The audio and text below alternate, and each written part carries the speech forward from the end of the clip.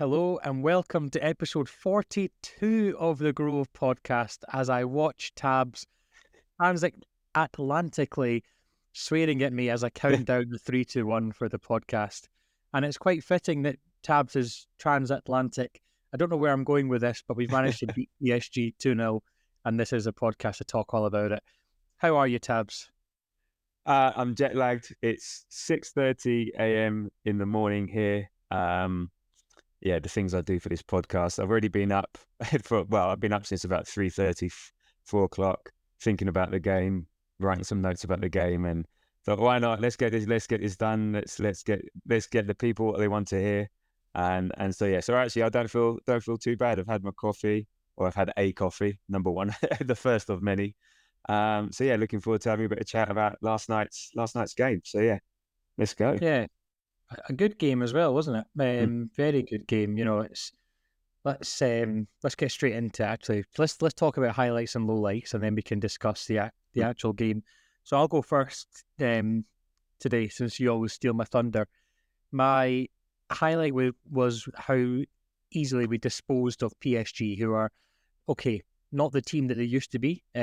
Seasons gone by, and the commentators actually made a very good point. I don't know if you were watching the Prime feed Tabs over in the States, but they made a very good point saying, the first 10, 15 years of this PSG project was basically get the high profile players, build the brand.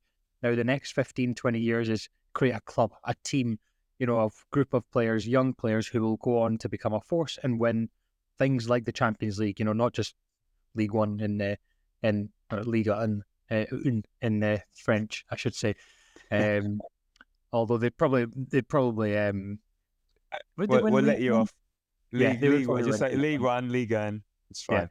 Yeah. So we dispatched of them with class, is the word I would use. We were very efficient, we were very professional. The low light for me was how inefficient we became at half time after Timber came off and Calafiori went to right back, and just how different we looked as a team without Timber on the right and Calafiori on the left. It just seemed so weird watching us. There was moments of the play where PSG, of course, were going to come back into the game at some point, especially when Kolo Muani came on, but it just seemed like we were all over the place at times. Thomas Partey, for example, had a great first half and then a pretty shoddy second. And so, yeah, it was interesting. It was interesting. What's your highlight and low light? Well, the highlight was it was actually really nice to watch a game stress free. So I wasn't able to watch the game live due to work commitments, and it was nice. So we won this, so I could sit down, watch the full replay of the game later, knowing we'd won, and as you're saying, seeing a very comfortable performance against one of the Champions League's top teams, semi-finalists last year, always been thereabouts. Really, some really good performances by a number of our players, and we made a potential difficult game look relatively easy. So it was just nice just to sit there, watch it, and say, no, we're going to win, and so on. In terms of low light, as obviously not being there. I've got a season ticket, so I would have been there, so not able to watch it there, but. My son, he took my season ticket and he said it was sick. I have no idea what that means, but apparently it's youth talk for it was very good. It doesn't mean he was ill or anything like that. So that was it. That was all I got from him. Yeah, thanks, Dad. It was sick. Okay. I said, I hope you cleaned that up after you. Anyway. If you speak to Gianluca at some point today, just say to him that the game was Skibbity Toilet. Apparently that Skibbity Toilet, Sigma Dude or whatever. That's really, really funny. Really funny. That sounds like something that Dick Van Dyke would say or something like that. So anyway, there we go. Some Disney film. But anyway, so that was the low light was just not being there. So would it be nice first home Champions League game of the season, big team. But anyway, I'm glad my son benefited, and there we go. And on that, the funny thing before the game, I was just getting up, getting ready for work, and his friend, from school said, "Oh yeah, I actually fancy going." And Fortunately, there were tickets available. It even got to the level of you didn't even have to enter the ballot to have got a ticket. And so then I was a very proud father yesterday, talking my son through how to navigate the ticket exchange, how to grab a ticket, all the various tips and Don't tricks. And don't say too much. no, I'm not saying too much, but I was a very proud dad, and talking through it, he was like, "Yeah, what's all the fuss about? That was easy." I said, "All right, mate, get back in your box." So he also managed to go up there with a mate last minute, which is always good. Good. Still a young lad, so there we go. There we go. Yeah, good. The lineup was really, really good, really strong. I feel like I almost feel like we went 4-4-2. It felt like Trossard and Havertz pretty much just played up top. It was really interesting. And it was funny because when Miles Lewis Skelly, MLS, we'll refer to him as for the duration of this podcast, when he came on, we went to a proper 4-4-2. And it was quite interesting because I feel like the first half we were all over PSG, but the possession stat and the stats from the game don't make it seem that way. They make it seem that PSG were on top in the first half, but again, possessions, it's very hard to quantify, isn't it? But just when if you give it the eye test, as they call it nowadays, Yeah, we looked really dominant, really, as I said at the start, very professional, very efficient, just no major issues, no real chances of note. I was sending you voice notes at a half an hour mark and then at half time and then 60th minute and full time. And I think the first half I said, yeah, pretty fuss free, pretty easy. Nothing really of note to worry about. And it was just so nice to see that, that we can go toe to toe. And in fact, on Prime, they were talking about it, saying, how good Arsenal are playing. And before the game, Frank Lampard was asked if Arsenal could ever win the Champions League with this current squad. And he was like, well, they can, but they've never won it before. So this is why people say, they don't have a chance or maybe outsiders. But during the commentary, I can't remember who it was commentating on Prime, Jeff Shreves or someone, I would imagine. But they were also talking about it, saying, are Arsenal real contenders? And it made me think, are we real contenders for the Champions League this season? It's very hard to tell after 2 games.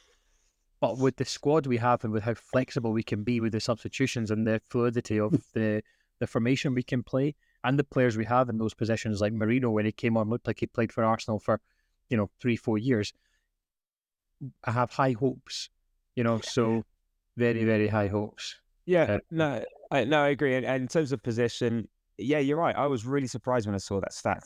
Over the overall game, 35-65, and I think it pretty much panned out the same first and half. But I think we just kept them at arm's length. Everything they did was in front of us. I think they only got behind a couple of times in the first half.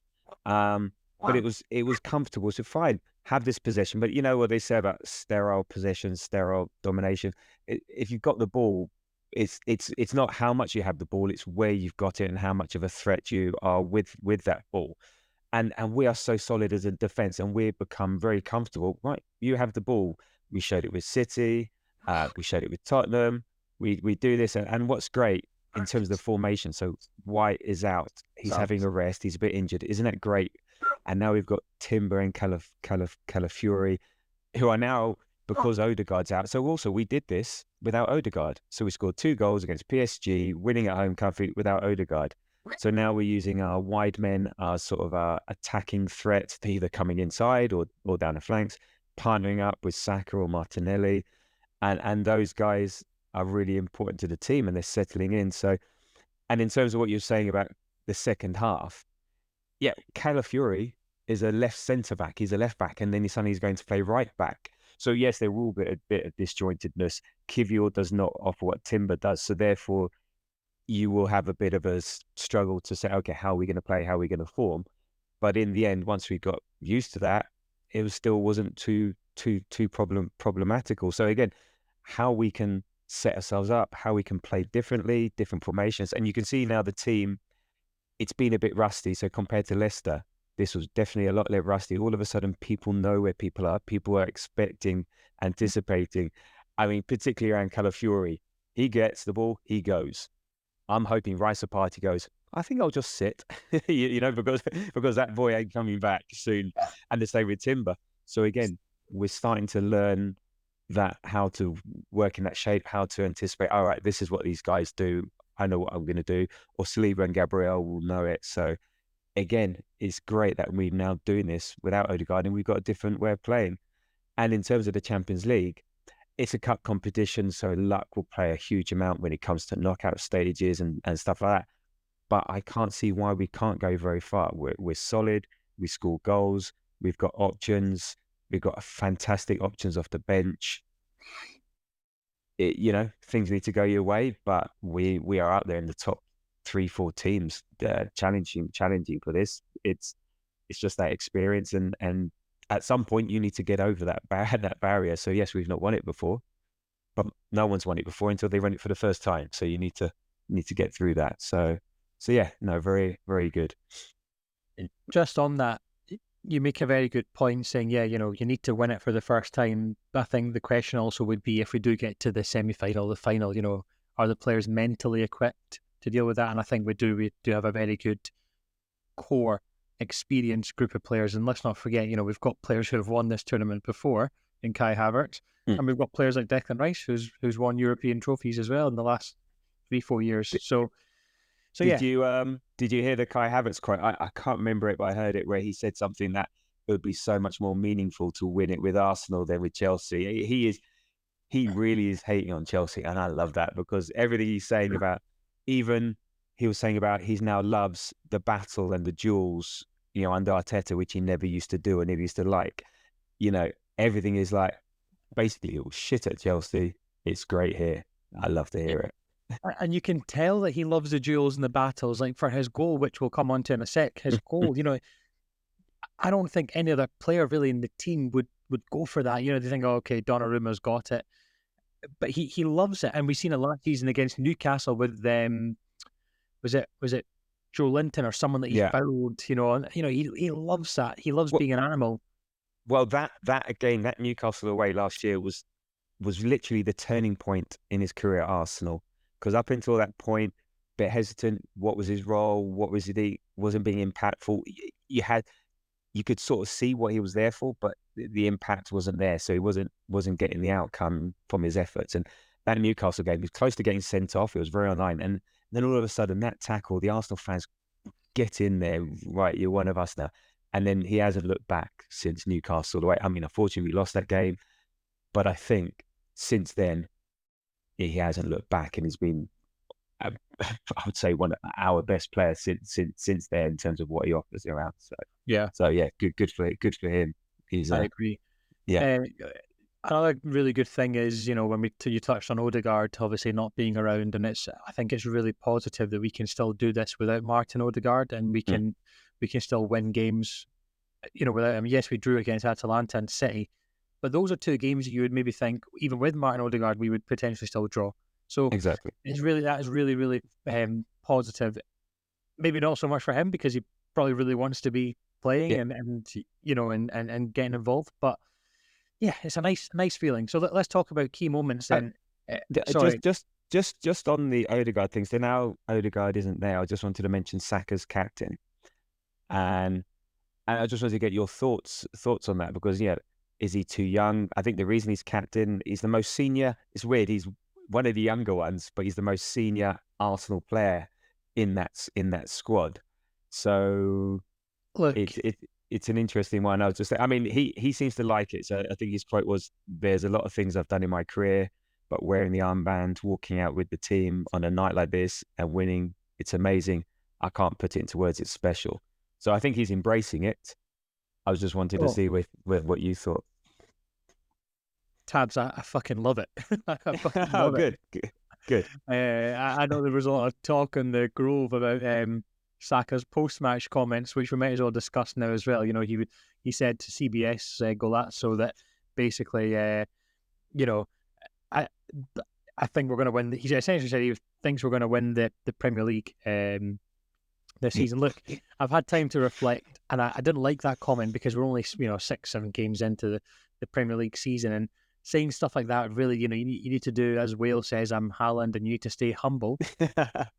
But on the flip side, my point yesterday was if he said that, with 6 games to go, I don't think people would like it. You need, because at that time you have to stay humble. So I just want him to focus on his game, score, assist, do his thing, captain the team. And on that, on being captain, like we've got players like Rice, potentially even Gabriel Saliba, Raya, potentially, who could be captains of this team.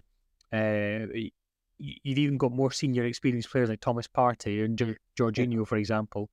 But the Saka's an Arsenal boy. He will know more than anyone else out of the starting lineup yesterday what it means to walk out onto the Emirates in front of 60,000 with the PSG ultras making the noise that they were. He will know exactly how it feels. Exactly. And that's the best. A captain doesn't have to be the best player in the team, and he probably is one of the, if not the best player in it. The captain doesn't have to be the most vocal. He just has to be that person that pulls the team up when things are going down. Is he the finished article of being a captain? No.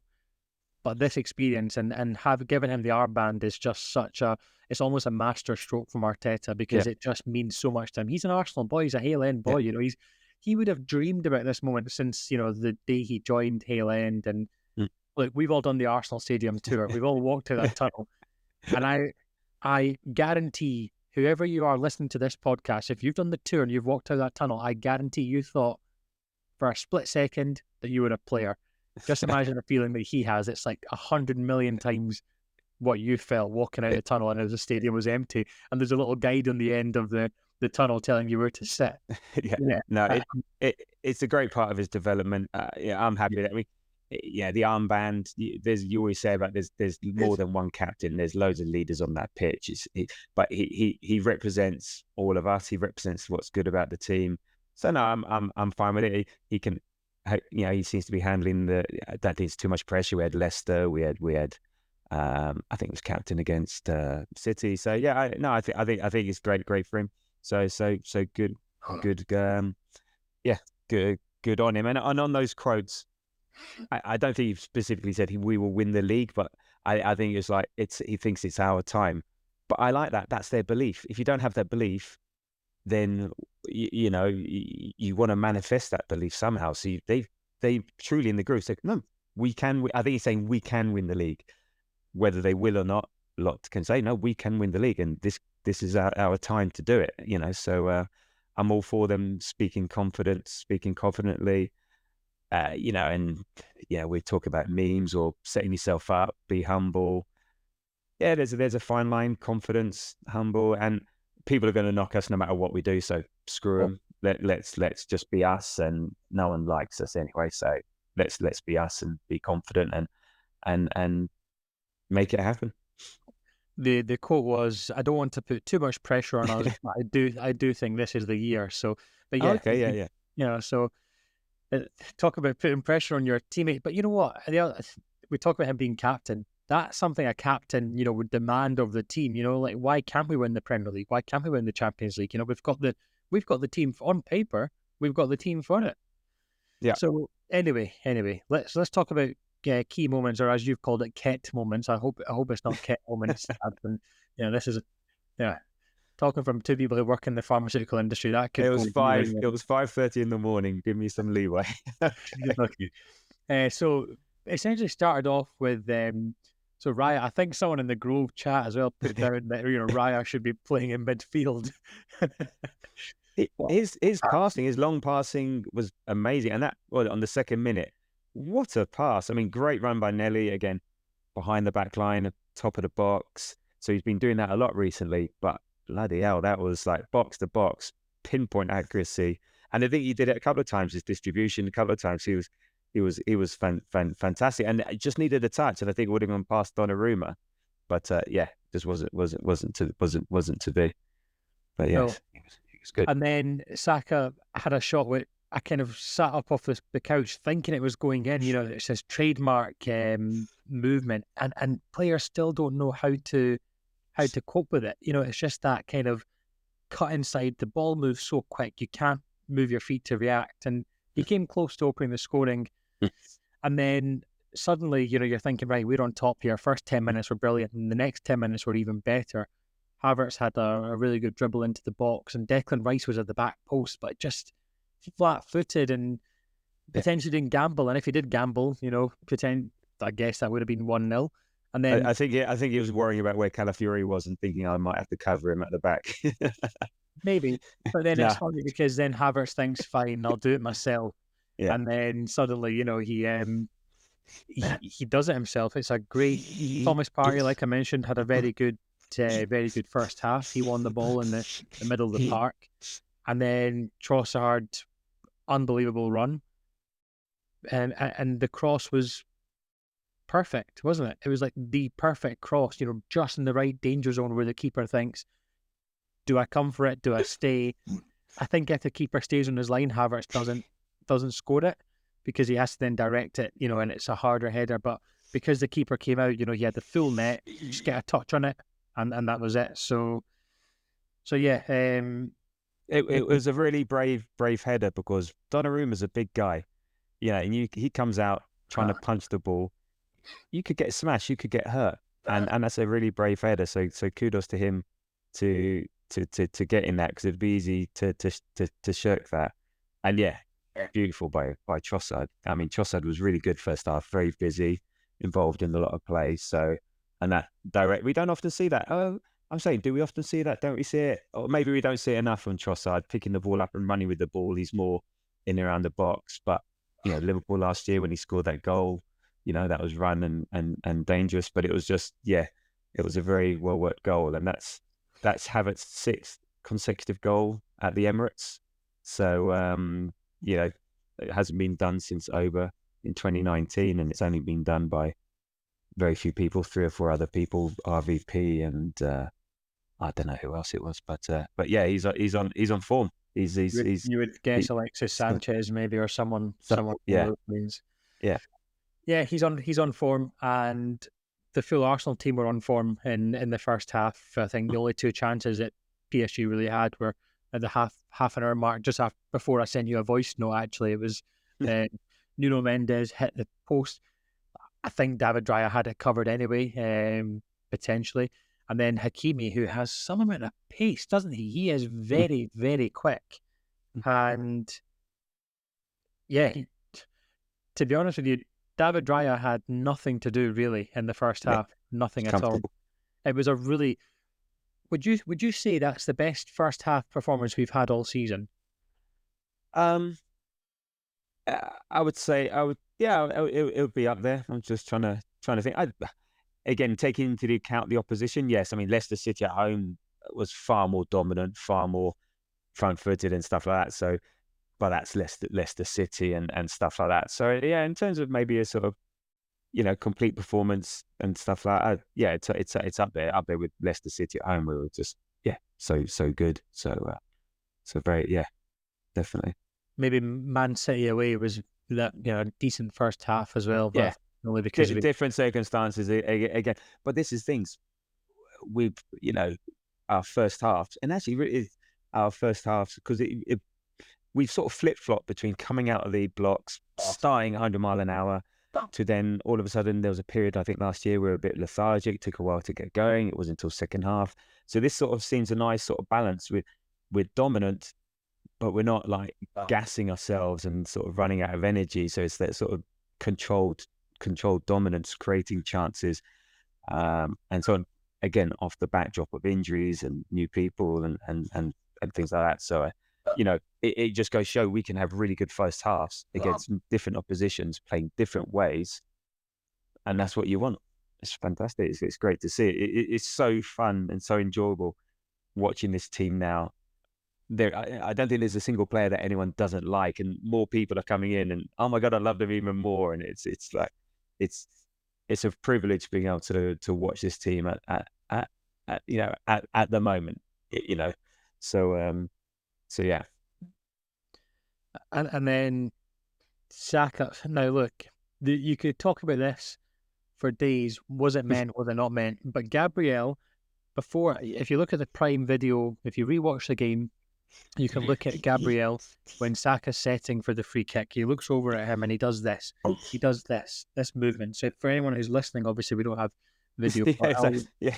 I always say we're going to get video podcasts, but God, it's hard enough doing this. Hard enough dealing with tabs as well sometimes. So, he puts his arm out almost like a. I thought he was at one point doing like a really rude gesture, like a salute, shall we say? And I thought, what the fuck is he doing? And then suddenly I realise that he's keeping the ball low. Keep the ball low. That's what you're trying to say. Keep the ball low, and he puts like he makes like a flat hand movement, and then suddenly the ball is kept low. It's kept quite flat. And I think everyone just tries to, it's like a smoke screen. I don't think anyone deliberately tries to touch it. Partey got given the goal first, and then I thought, no, he didn't touch it. But I just think it was like a smoke screen for this, potential just to confuse them. And you could see, Arteta was there with our set piece coach on the sidelines, and he was directing everyone and telling them what to do. So, look, set piece FC, Dark Hearts FC. Arsenal FC, we're just a set piece is almost now like a penalty for us. It was really good. I mean, because everyone is expecting the far post, so everyone was at the far post. They were all there, so it was setting up like it was a corner. And then all of a sudden, it's like, right, go. They just ran across the box and causing confusion and just distraction. And Nelly actually jumped over the ball, and it was lucky he didn't touch it, and his lucky Partey didn't touch it because he could have ended up being offside. And then Donnarumma's slow to get down, but the reaction times is really, really hard. So yeah, I think it was deliberate. I was trying to look at the arms because I'm trying to think. They always put like one up for two arms in the air for far post, no arms for near post. I don't know, but there's usually signals. Why are you telling everyone our time? Yes, because what Martin from Southampton is going to be listening to the Growth podcast looking for tips and how to beat Arsenal. So yeah, I think it was deliberate. Again, there's an element of fortune. It has to go through everyone's legs, but we make our fortune. We put it into a dangerous area. Yeah, I'm giving it a go, and that's our first direct free kick. I don't like to call that a direct free kick goal, but it's our first direct goal since Odegaard against Burnley away back in September 2021, and Saka's stats now, like that's in our home Champions League games in the last 2 seasons, 6 matches, 5 goals, 3 assists. It's like he's made for Champions League, isn't he? He's a Champions League level player. You have every club has one. You got the likes of Phil Foden doing it for Man City as well, and Cole Palmer, these types of players are just a level above everyone else. But Saka, just, great stats. And then second half, when you think, right, you think about Alistair's question and it comes back in your head, and you think we're leading 2-0 at half time, and that comes back in your head. And you think, right, do you want a regulation 2-0 win then? Let's see if Alistair's question really is proven right from the last episode. So, do you really want this regulation 2-0 win, or do you want them to equalise and then score another 2? And at this point, I'm thinking I want to record last week's episode again and say, no, I want a regulation 2-0 win. You get boring in the second half. And we didn't make it boring, but like I mentioned at the start, Timber came off, and I guess hopefully just precautionary. I don't think there's anything that's come out today on social media about his injury. I think Arteta said, he's played a lot of minutes. He felt a wee bit of a muscle ache. I can lend him some Radox bath salts if he needs. And then, managing his minutes. And Kiwior came on for him and did okay. Calafiore was good, but Calafiore is just unbelievable. I think he's slowly becoming my favourite Arsenal player, and I know you love him, Tabs. Your fellow countrymen, but just something about him, like the way he just covers ground on the pitch, and he's so good looking, isn't he? Like, he's such a good looking man, but just the way that he glides along the pitch, he inverts, he gets the ball, he runs, he's a bit of a shithouse as well. He's just perfect. He's not as perfect as Martin Odegaard's feet, but he is perfect. He's just like a wild stallion out there. Yeah, And I think, as we said the other day, he's still a bit rough around the edges, and so I think Arteta will shape him and things like that. But also he's not someone you want to confine too much or restrict, because then you lose an element of what he offers and what he does. And so it's a basic, how does the team adapt to him and how he plays, and eventually we'll come to a nice balance. So he has that drive, that attacking threat. He's a good defender still. And so on. So I think, yeah, you're right. I think he's rapidly becoming a fan favorite. It's always that thing. It's fans really have an affinity to those that show something on the pitch. That work hard, that provide something, and all the rest. It doesn't always have to be the goals or this. It's that the attitude and that effort that actually wins fans over.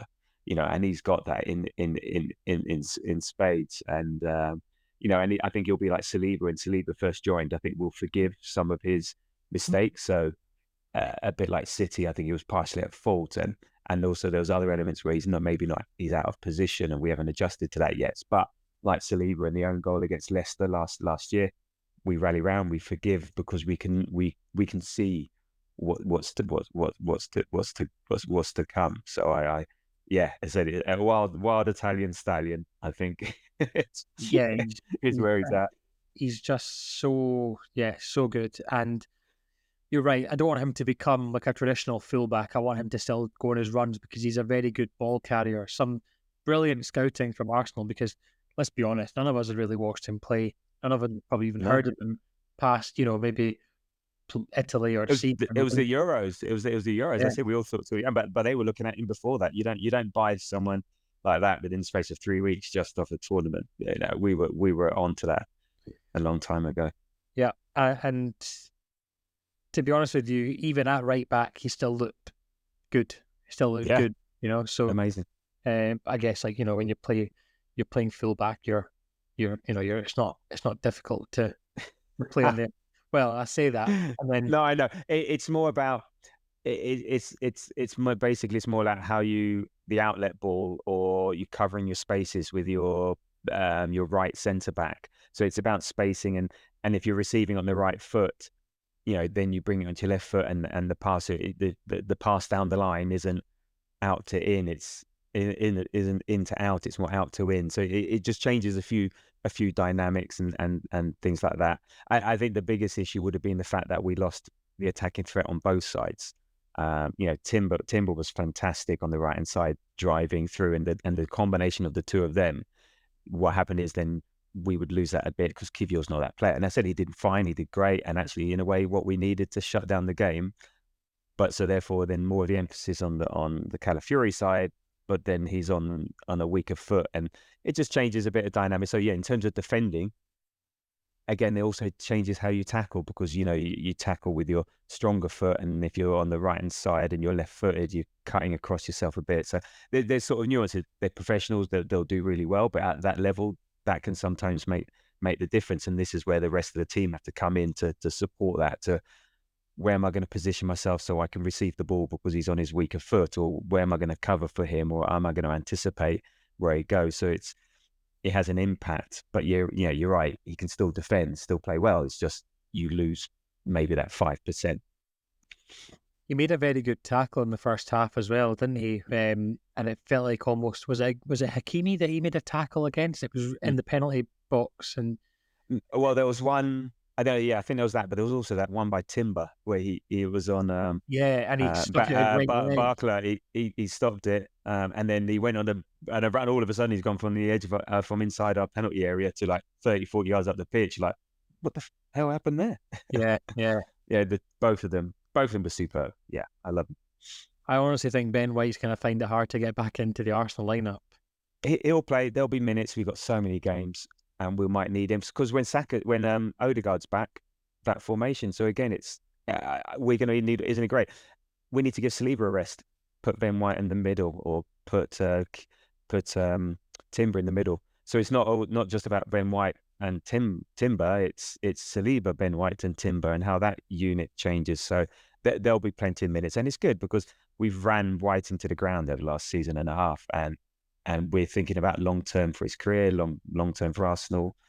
I have no qualms. Yeah. I just hope that he's okay with, you He'll know, be fine. yeah. Let's hope so. Do you know him? Is that why? Has he told you? Yeah, he messaged Exclusive. me earlier. He Exclusive. messaged me earlier. He's fine. Oh, okay. It's from his sunbed. Hopefully he messaged you to say he was listening to the Grove podcast, which is at the Grove AFC on all social media platforms, including Threads, where we are now on, and Tabs is doing a grand old job of that. So if you want to follow us on socials, make sure you do.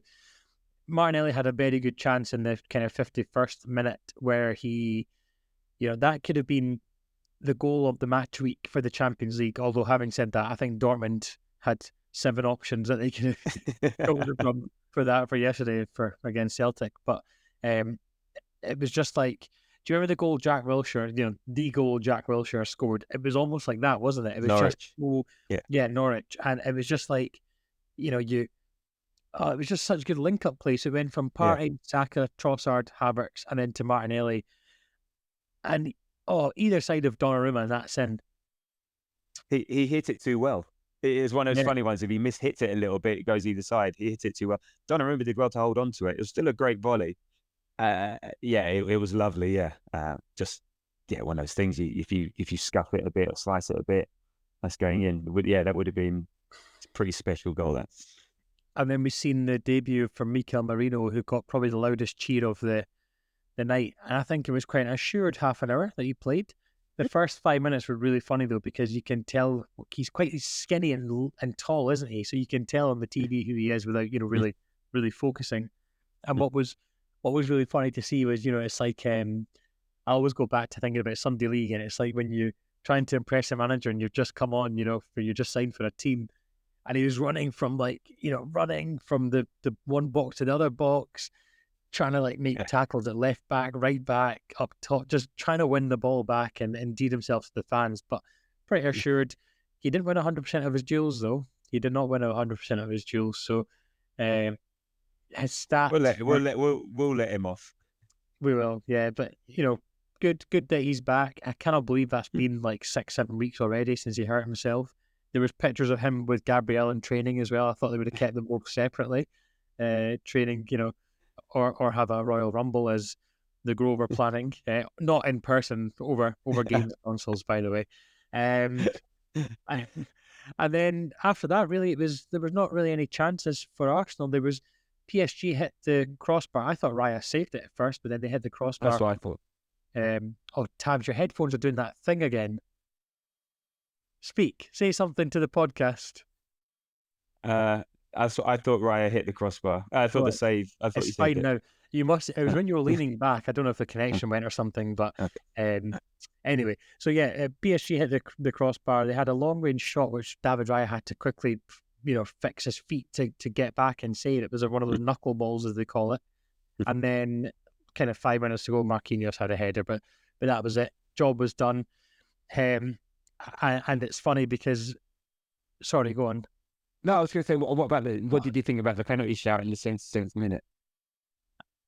I'm going to crowdfund for you to get new headphones. What to do is, I'll answer the penalty shout, you disconnect and put your new headphones in. There was a penalty shout in the 77th minute where, with Calafiori, I don't think there was no... Sorry, that is Tabs putting his headphones away into his... Well, I'll speak without headphones. Can you hear me now? Yes. Okay, yes. I'll speak without headphones then for the next 10 minutes. I was hoping that you had no other audio input source, so I could just speak myself. Well, I wonder what it is. If anyone is technologically astute, please tell us why Tab's headphones just cut out after 45 minutes. They just stopped working. Anyway, what did you say about the penalty? What did you think? For my bit. Nothing doing, no advantage, more natural than if the arms are behind the back. Well, this is my thing. It's a really weird one. They say, you see the players, they put their hands behind the back, clasping their hands together. That is unnatural. Whereas having your arms by your side is natural. And then they talk about, is his arm in a natural position? Well, yes, you run with your arms by side your back. So, yeah, look. If Arsenal were trying to claim that as a penalty, I'd be happy for it not to be given. I would not expect it to be given. So that's but no, nothing doing that. I'm pleased because it did for a while. That became the standard, saying, if it basically goes anywhere near your arm, then it's a penalty. So but good. And then, as you say, job done. Job done. And I send you voice notes, and I think the first voice note I sent was like, Timber, how sexy was his defending. I'm going to see if I can play it. And we'll hopefully... Whilst you look for that, some stats, because I like my stats, 17 clean sheets in 32 games in all comps for Arsenal. PSG have scored in their 51 previous Champions League group games, and this is their first shutout. And then the XG of around 0.4, no other team has kept them to under 0.5 in the last 100 Champions League games or League games. So that's like just incredible that, like, okay, the team is a bit new, a bit inexperienced, and all the rest of it, but still to hold them against that is great. So have you found it, or do you want me to find it? I have found it. I'm going to just play a little snippet of this voice note. So this is what I sent to Tabs yesterday it was a half an hour mark of the game. Have a listen. 30 minutes, very positive. Arsenal have been drowned out by the away fans in terms of noise. However, they've been all over PSG on the pitch. Thomas Partey is a man reborn. He's having a half an hour. Oh, unbelievable. Kai Havertz, very good. Julian Timber, sexy Julian Timber, so good. Calafiori inverting very well. Bukayo Saka looks a little bit more on it, but we're going down our left even more, which is nice to have something different, I guess. Obviously, we scored a goal, Kai Havertz header, but he did cross the ball into the... Oh, wait, hang on. Declan Rice is on the attack. Oh, he's just missed his pass. I'll stop it there. So, yeah, Declan Rice had Saka out to his right, and I was shouting. I was thinking in my head, like, pass, and then he just misplaced it. But, yeah, Timber, sexy. Calafiori, sexy. Raya, sexy. Partey, first half, sexy. Trossard, sexy. Saka. So are you saying we've got our sexy back? There we go. We have got our sexy back, and it's just so... Oh, Tabs, I love this team. Honestly. I love Gabriel and Saliba. They passed their audition for PSG with flying colours. Their interview has been successful. Predictions, I went 2-1, you went 1-1, so you guessed the right amount of goals, and I guessed how many goals we'd score. Yeah. So I guess I expected a bit more from PSG. I thought it'd be a tighter affair, but I'm glad I was wrong. And you were right in terms of the result, but you still haven't got a score correct. So your time will come. I need to put more faith in my defence. That's what I need to do. More faith in my defence. Well, maybe as we come to talk about the Saints, the Southampton game, then maybe you might get this one right. Even though I think you're going to go way too big on the amount of goals we score, but there we go. You know me so well.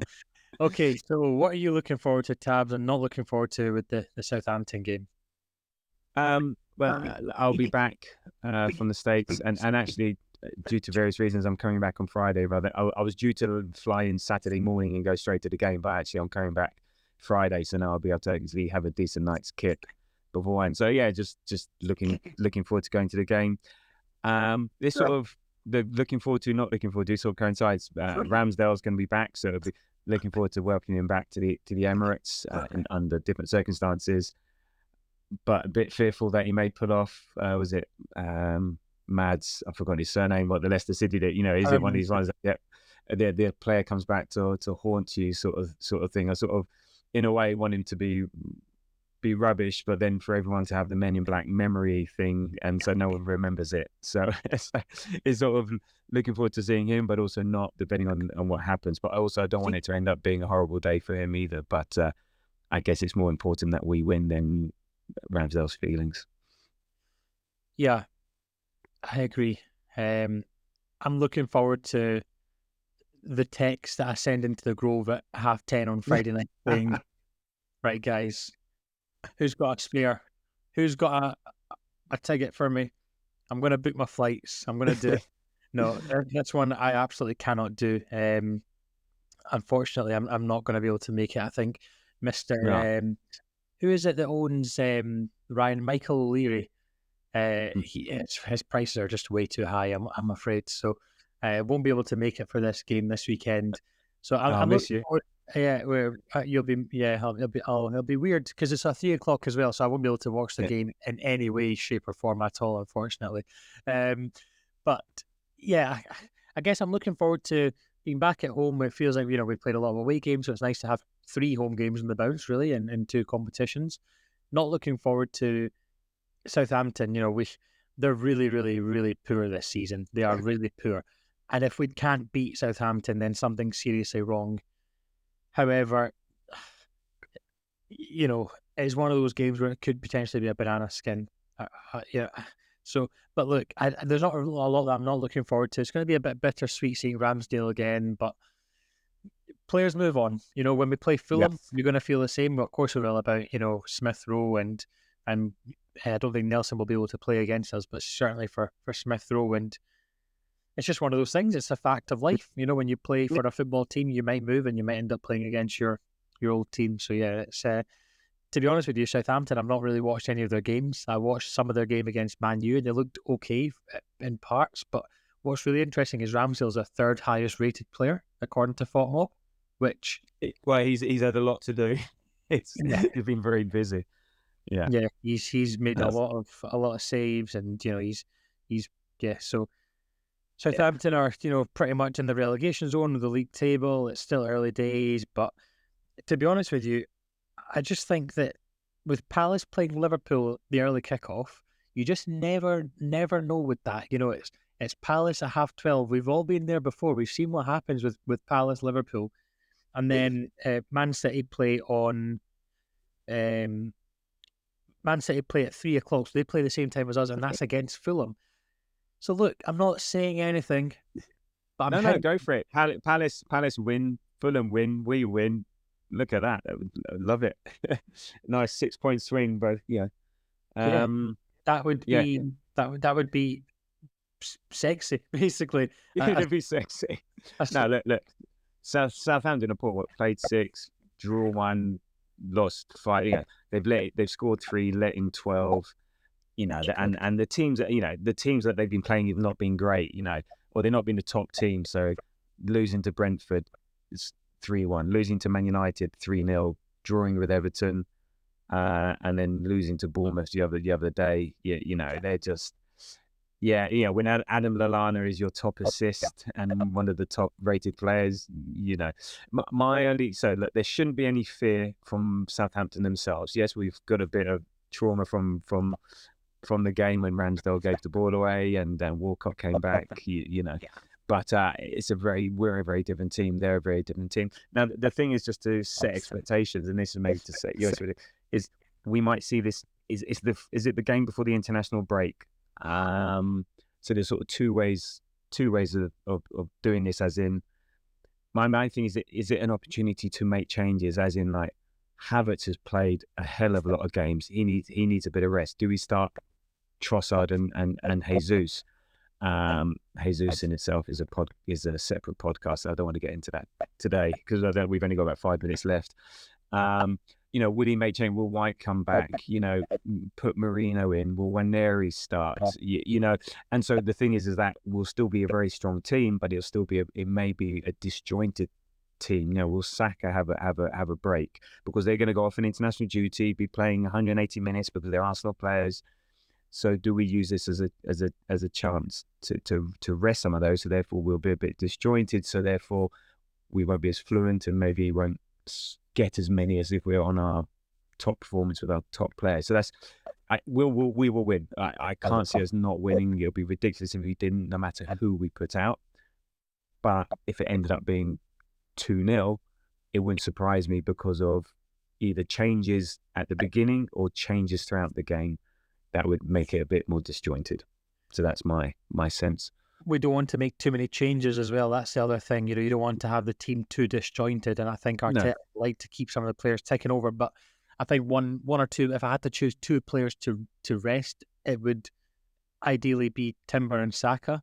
But then do you really make a big change on the right-hand side and have 2 other... It could work, actually, because then the other 2 who come in could link up well as well. Potentially also Havertz for Jesus, but I really would love to see Saka get some rest and Timber as well, because if he did come off injured or whatever, then potentially we'll see Ben White anyway. So looking forward to it. It'll be good. It'll be good. Yeah. Looking forward to it. So yeah. Predictions. What's your prediction then, Tabs? I'm going to go a conservative. This is a really conservative 3-0. Because they've been letting. I think as soon as they go behind, they're done. So I'm going 3-0. I'm not going to get too excited, but I expect us to score 2-3 goals. I'm going 5-0. Yeah, I knew it. I knew it. I could have predicted your prediction. But there we go.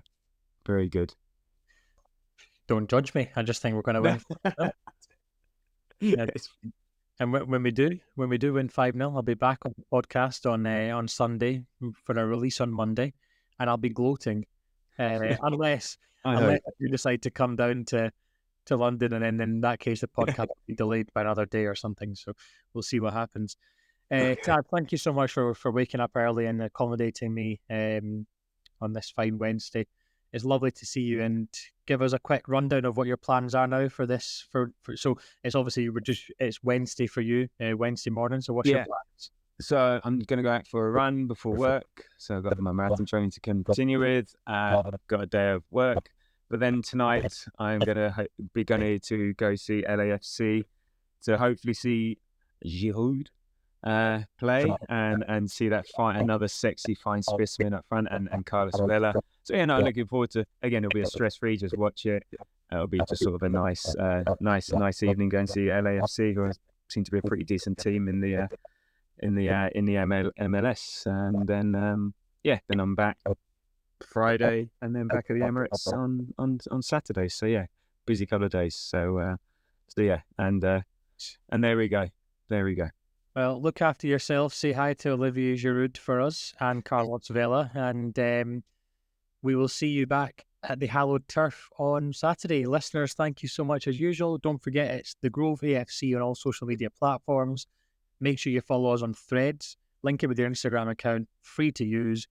Tabs is very active on there, even when he's in the States. I'm sure he'll be posting pictures of his jogs and bike rides and views and whatnot. So if you want to see more of that, head over to Threads.